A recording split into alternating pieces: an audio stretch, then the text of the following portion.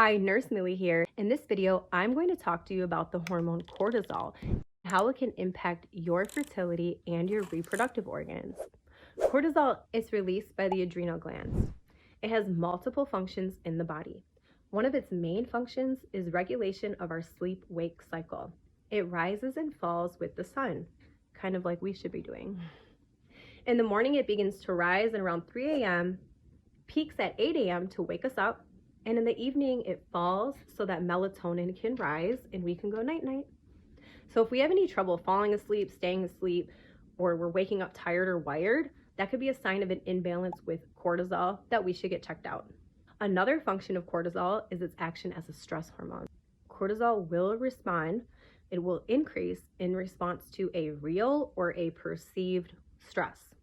So this goes back to our hunter and gatherer days when we would live amongst predators. We had to be ready to go at all times. We had to be ready to fight the predator or run from the predator. Either way, our body's ready. And today, our body still is ready to go in that same way.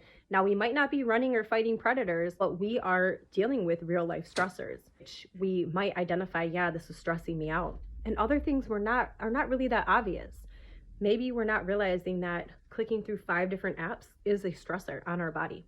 It's a lot for our body to handle. It could be actually increasing our cortisol. Even perceived stress, like we might just be sitting on the couch at 8 o'clock at night thinking about something that's gonna happen or didn't even happen and might not ever happen. And our body's like, oh, is this happening? Your body thinks it's happening. It's going to respond by increasing the heart rate, the blood pressure. You could try that right now and see how your body responds. That's why it's very important for us to really monitor our thoughts. What are we thinking on a day-to-day basis? Our body is listening at all times and responding. And a lot of us are stressed about things that have not ever happened and won't happen. And a lot of us are stressed about real things. And so those real things we also need to monitor, especially when it comes to trying to get pregnant. What sacrifices can you make so that your body can be in a more regulated state? Because here's the thing. Your body's always going to prioritize survival over reproduction. Your body is thinking it's in this state of fight or flight all the time. It's not going to think that it's a good idea to get pregnant. Your body is pretty smart like that. Your body's like, nope, we have a lot going on right now. We're going to shut down the fertility. Also, we have to think about resources and energy. If we are putting a lot of energy into other things, that's less energy going towards creating a baby. It's like fertility is a luxury. If we have extra energy to spare, then we will utilize that. But if not, if we have too much going on in our life, then we won't have any left over for fertility. And so one thing that I should note is that cortisol in itself is not necessarily bad. It's a good thing because its initial acute response will be to protect you. It will actually be anti-inflammatory. In the case of like injury or illness, cortisol will respond. Those are stressors. So if we have the flu, cortisol is going to respond and it's going to work as an anti-inflammatory aid. It will actually increase our blood sugar. Oh, if you didn't see my last video about high blood sugar and fertility, I want you to check that out because another way in which cortisol can impact fertility is by increasing blood sugar. Glycogen is a stored form of glucose. It's stored in our liver typically. Cortisol will break glycogen into glucose and make sure we have enough glucose to fight or flight or to heal.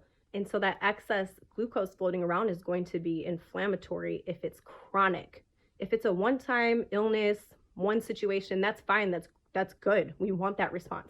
But if we're having this response every single day, we're stressed out, we're going to have high blood sugar, insulin resistance, which is going to affect our ovaries and our ovarian health, and we're going to have excess inflammation. So instead of it being anti-inflammatory, as in the case of an acute situation, excess cortisol constantly will actually give us inflammation in our body. And what does inflammation do? Impacts how hormones actually act on cells and how they're released. So I go into this a lot more in my Fertility Freedom series. If you really want to learn more, I recommend that you check that out. I give a lot of tips on how to regulate cortisol, what I recommend my patients do in the clinic. Lots of good information. So if you're interested, click the link in my bio or the link below and get that information. I hope you learned something. Let me know in the comments.